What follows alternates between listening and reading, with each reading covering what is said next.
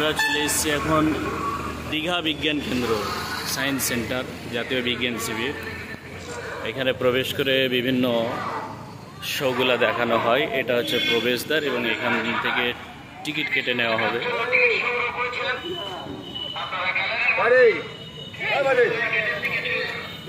প্রত্যেকটা শোর জন্য চার্ট ফেয়ার।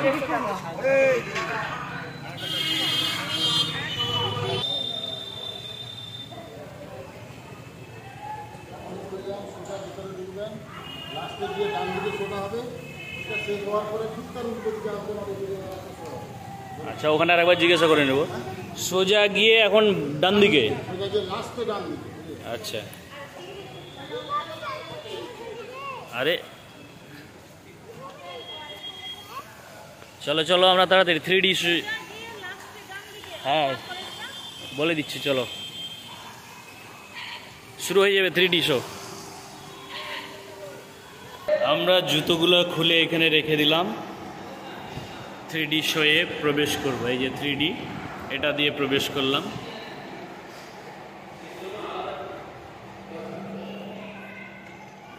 শো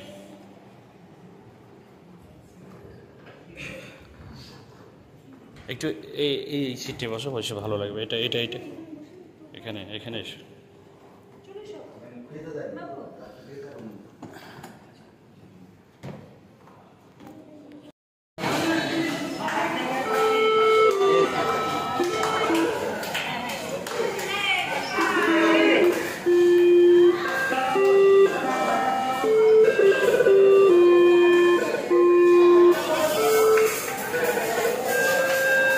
करो बजाओ।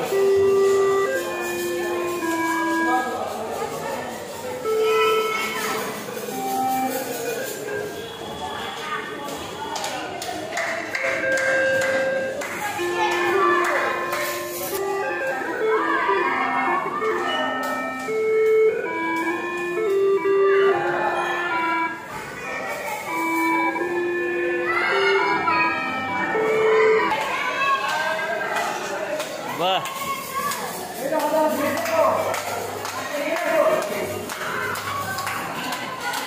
এখানে হাততালি দেওয়া হবে, লাইটগুলো পরপর সবটা জ্বলে উঠবে, সবটা জ্বালাতে হবে light. Very good very good. আর একটু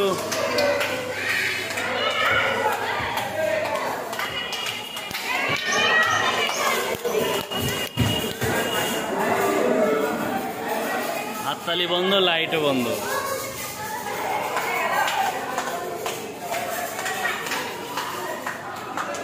জোরে জোরে হাততালি।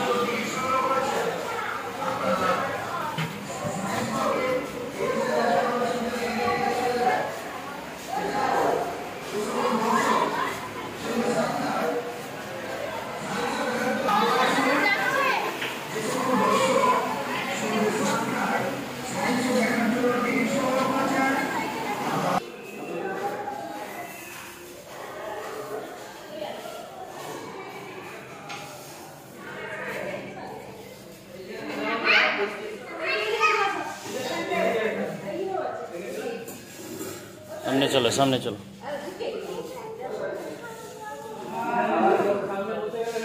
এইখানে বসো, এইখানে এটাই মিডিলে দাও অবসকে।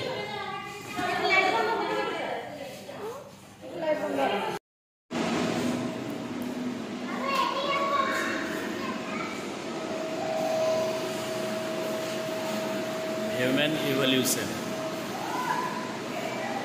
ডারউইন। হিউম্যান ইভলিউশন কিভাবে হয়েছে এখানে তো দেখানো হয়েছে। আচ্ছা, এগুলা পড়ে শোনাবে জোরে জোরে জোরে।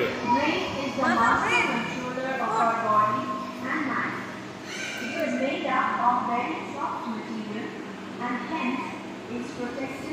কাছে কাছে গিয়ে বলো অবশ্য।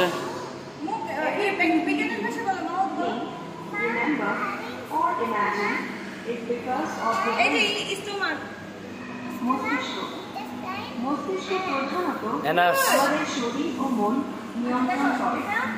খুব নরম জিনিস দিয়ে তৈরি মস্তিষ্ক। তাই আমরা যা কিছু করি মনে রাখি বা কল্পনা করি, ওটার নাম বলো। সম্ভব এই মস্তিষ্কের স্টোম্যাক। হ্যাঁ, হার্ট। ये बोलो। Liver, intestine, gallbladder, pancreas. pancreas. Good. Darul.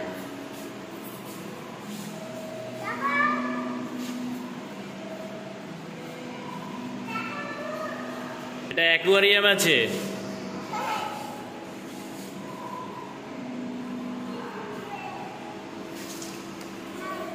বিভিন্ন ধরনের শামুক ঝিনুক।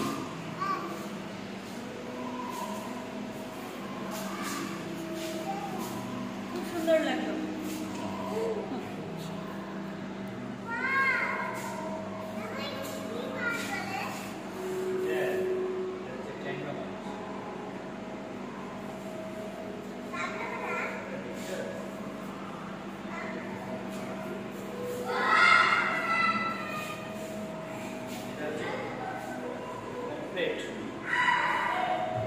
দেখলাম না ওই দীঘাতে দেখলাম না যে মাছটা, পমফ্রেট। মোহনাতে দেখলাম। হ্যাঁ, তুমি বলো। বিভিন্ন ধরনের এই যে কোরাল বা প্রবাল, এটা হচ্ছে বিভিন্ন ধরনের যে কোরাল বা প্রবালগুলা বলি আমরা। এই কোরাল বা প্রবাল সমুদ্রের প্রায় 1% জায়গায় জুড়ে থাকে এবং এরা যখন একসঙ্গে মিলিত হয় তখন একটা প্রবাল দ্বীপ গঠন করে। যেমন আমাদের জানা আছে গ্রেট ব্যারিয়ার রিফ, যেটা বিশ্বের বৃহত্তম কোরাল বা প্রবাল। অনেক শৌখিন জিনিস এখান থেকে তৈরি হয়। বর্তমানে কিন্তু আমাদের বিশ্ব উষ্ণায়নের জন্য আজকে বা প্রবালও ধ্বংসের পথে। এখানে খুব সুন্দর দেখিয়েছে বিভিন্ন ধরনের কোরাল বা প্রবালগুলি সমুদ্রে পাওয়া যায়। এটাই দেখা হয়েছে ওয়ার্ল্ড অফ মাইক্রোবস, মানে আণুবীক্ষণিক যে জীব তাদেরকে দেখানো হয়েছে।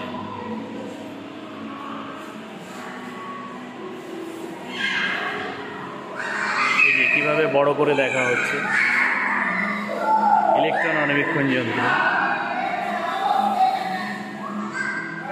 এখানে দেখানো হয়েছে বিরল প্রজাতির কিছু প্রাণীদের, প্রাণী এবং উদ্ভিদ, তাদের ছবি দিয়ে বুঝিয়ে দেওয়া হয়েছে। বায়োডাইভার্সিটি অফ দীঘা, অর্থাৎ দীঘার বায়োডাইভার্সিটিতে যে পাওয়া যায় বিভিন্ন ধরনের, এই যে মোহনাতে পাওয়া যায় লাল কাঁকড়া, কচ্ছপ, তালসারিতে পাওয়া যায় ম্যানগ্রোভস ধরনের অরণ্য। এটা হচ্ছে শঙ্কর মাছ, মোহনাতে পাওয়া যাবে, দীঘা মোহনাতে। আমরা এখন চলে এসেছি অ্যান্টার্কটিকা। আফসা, অ্যান্টার্কটিকার সবচেয়ে বিস্ময়কর হচ্ছে এম্পেরার পেঙ্গুইন। এই যে বরফের খণ্ডগুলা যুক্ত হয়ে গেল। মেরু ভালুক, সুমেরু মহাদেশের সবচেয়ে বড় প্রাণী। সুমেরুতে পাওয়া যায় সাদা ভালুক।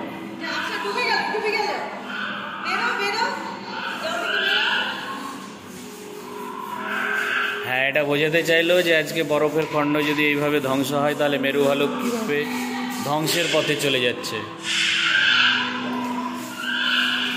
বিশ্ব উষ্ণায়নের ফলাফল।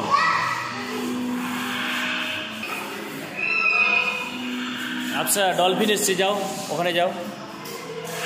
এই যে ডলফিন।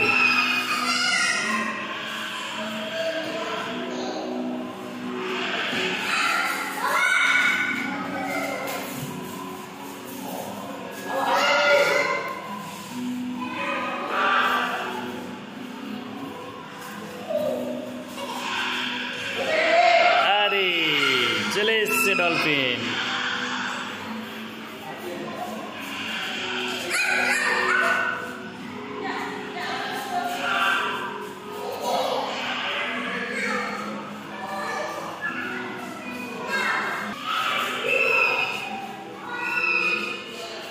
প্ল্যান্ট সেল, উদ্ভিদ কোষ। এখন দেখে নেব প্ল্যান্ট সেল, কাছে নিয়ে আসবে, আমি দেখিয়ে দিচ্ছি। আমরা এটা দেখে নিচ্ছি vacuole, plastid, endoplasmic reticulum, nucleus and etcetera. Next দেখে নেব অ্যানিম্যাল সেল।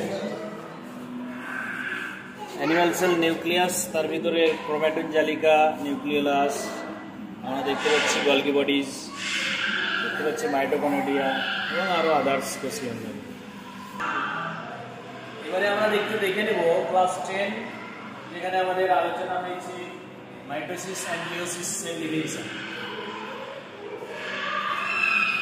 এটা হচ্ছে মাইটোসিস সেল ডিভিশন, যেখানে একটা সেল বিভাজিত হয়ে কমপ্লিটলি দুটো সেল তৈরি হয়, তা দেখানো হয়েছে সুন্দরভাবে।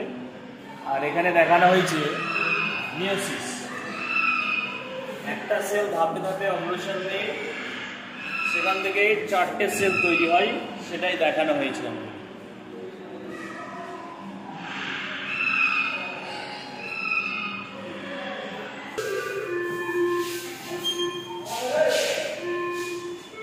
শিখে দাও।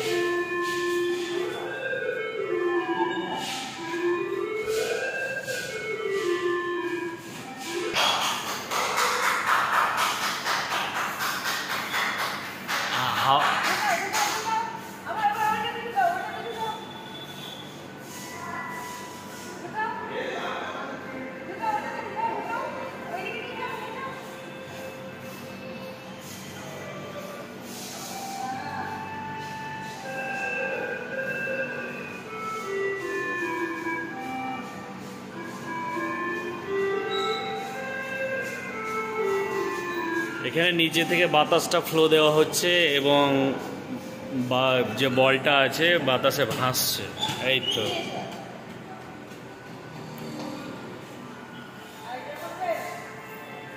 পেছন দিয়ে দাও, হ্যাঁ প্রেস করো, এই যে এখানে।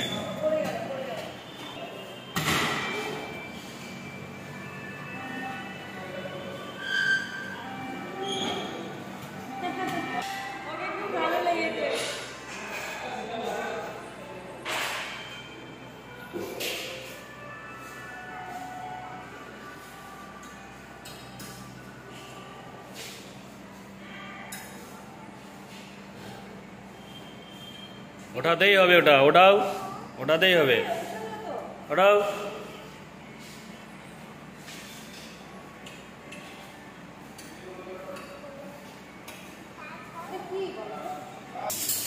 বিদ্যুতের স্ফুলিঙ্গ, ইলেকট্রন প্রবাহ।